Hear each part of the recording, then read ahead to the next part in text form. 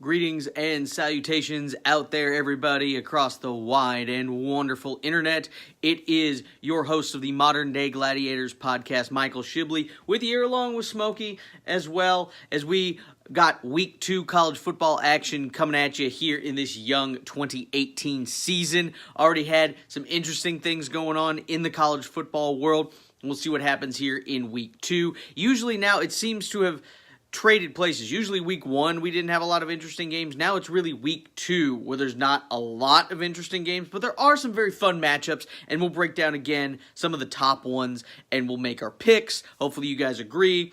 Whatever you do, if you agree, disagree, like, subscribe, share, all that cool stuff, comment. I want to hear from you guys. I want everybody to be out there and sharing and talking about this.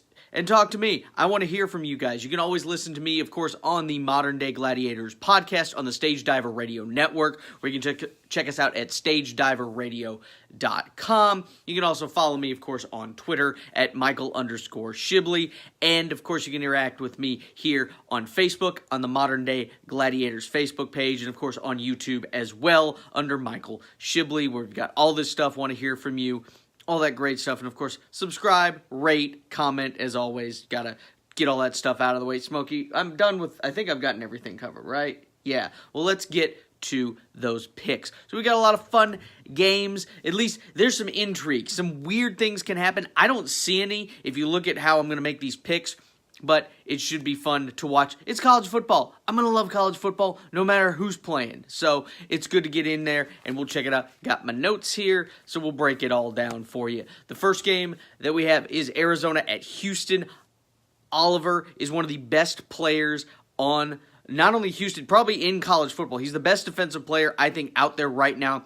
Singly, you maybe have the Clemson defensive line that's better as a unit overall, but Ed Oliver is an amazing talent. You got to check him out, and I think he has a better game than Khalil Tate has. BYU did some really good bottling up Khalil Tate, or maybe it was Kevin Sumlin not taking the training wheels off Khalil Tate. I don't know, but I do think since it's at Houston, I do think Houston gets it done, and Ed Oliver makes some great plays there just to enhance his profile as probably the number one player taken in next year's draft.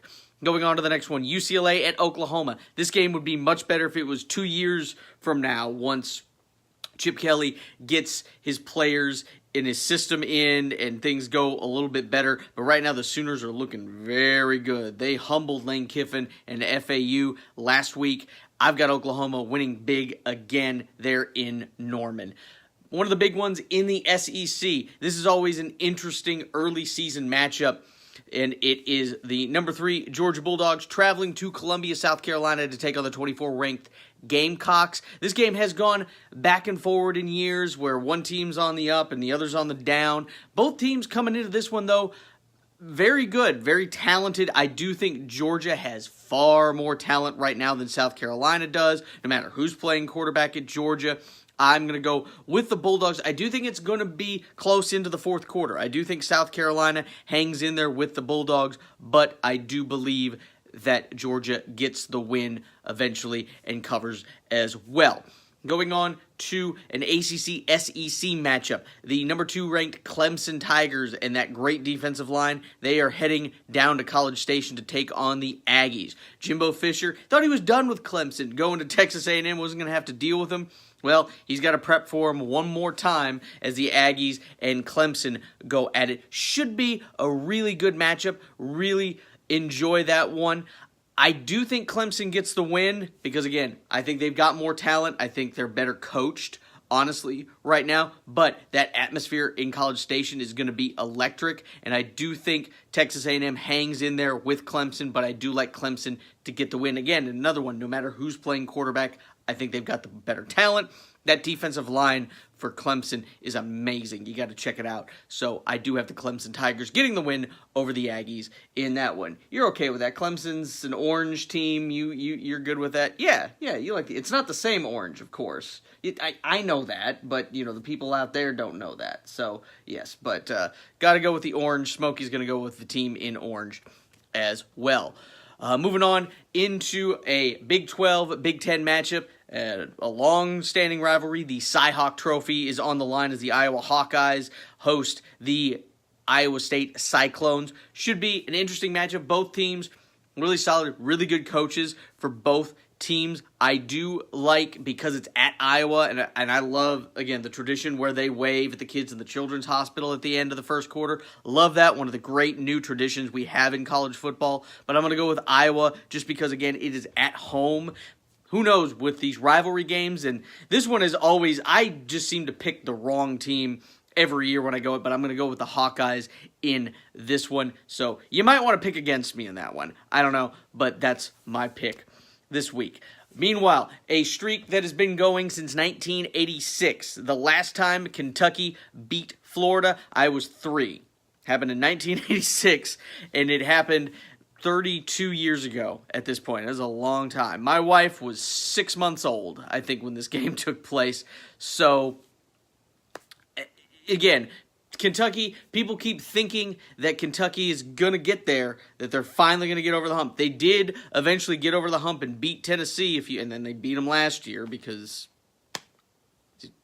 I know, Smokey. I know it's just a sore subject, and I know you don't want to talk about it, but it did happen. Maybe they'll stop talking about Tennessee losing to Kentucky if Kentucky finally beats Florida for the first time since 1986, but I don't see it happening, unfortunately. I think I do think it's going to be a good game, and I do think that Kentucky will be able to run the ball against Florida's defense, but Florida's just got too much, and Kentucky still has a Kentucky defense that can't really stop people. So I'm going to go with Florida to get the win and extend the streak, as sad as that is. I know it's upsetting, Smokey, but I got to go with it. I'm trying to win and make these picks games relevant and be correct. So I can go, with who I want to win, but those probably aren't going to be as good of picks as who I think is going to win. So you get that, right? Yeah. I mean, you're still friends with me, right? Yeah, I know. It's a good Smokey. So anyway, moving on to some of the other picks. Out in the Pac-10, you got a great conference matchup with USC traveling to Stanford there on the farm in Stanford. Both teams did okay in their openers, even though Bryce Love didn't really do much for Stanford in this one. I think he's going to go get back on track and be a very dominant running back. I still like Stanford to get the win. Very close, very competitive matchup out there in the Pac-12, but I still like Stanford to get the win at home. Out in Pennsylvania, a rivalry that harkens back to Dan Marino and Todd Blackledge. I'm glad this rivalry has gotten back into play the last few years. Penn State and Pittsburgh. This year it's in Pittsburgh. It's going to be played at Heinz Field. I still like Penn State to just shake off the whatever happened to them against Appalachian State, where they had to go to overtime to beat them, and they had to get a late touchdown to force overtime. I like Penn State to get this one. I think their brains are back in it, and they're not going to take Pitt lightly at all. I like Penn State to get the win there. Moving on to another cross-country matchup. You've got Michigan State traveling all the way to Tempe, Arizona, facing Herm Edwards and the Arizona State Sun Devils. I like Michigan State. A weird thing happened with a lot of Big Ten teams that we thought were going to do pretty well. I mean, Michigan lost to Notre Dame.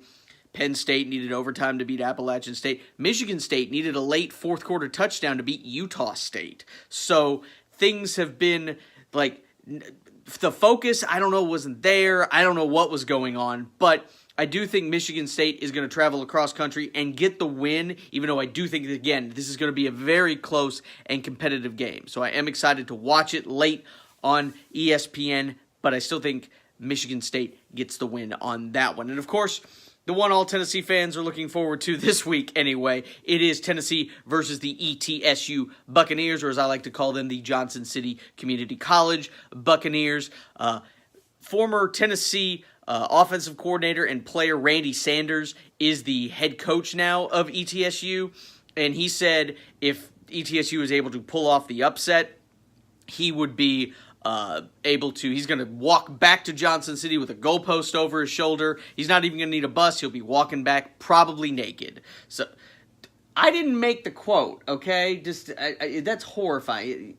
Hey, come back, come on. Go on. We got to finish this. Finish strong, Smokey. Do it for Tennessee, all right? Yes. So we do not want Randy Sanders to be naked at all in any of this stuff. So, Tennessee, just go out there and dominate. You've got better talent. You've got better things overall. And let's get that first win for Jeremy Pruitt in this Jeremy Pruitt era here at Tennessee head coach. Let's get the win. Let's just dominate. Let's look good. Let's work some of these kinks out and feel better about ourselves after what happened against West Virginia. And I think Tennessee will get the win 45-7. That's my pick. I do think ETSU gets at least one touchdown, but I still think Tennessee gets the win and heads into next week where they play UTEP, hopefully another win, and then the meat of this just horrendous middle schedule that Tennessee has. I know it's bad, Smokey. I know it's a nightmare, but let's just get this win. Let's get the next win, and we'll worry about that when it comes, but let's just get these players feeling good, confident, and hopefully everybody leaves Neyland Stadium happy and not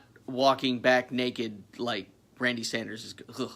Anyway, I love you guys. Too sweet. I'll see you next time. Talk after the Tennessee ETSU game. We'll have a recap about that. Love you guys. Again, I'm Michael Shibley, host of the Modern Day Gladiators podcast. You guys take care. Too sweet. See you next time. Love you. Bye.